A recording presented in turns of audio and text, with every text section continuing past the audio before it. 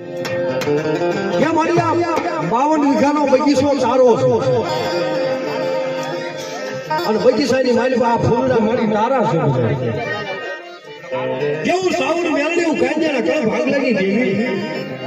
આ બગીચાની માલિક બટા ફૂલડા છે ને મને ખાઈ લેવા દો બટા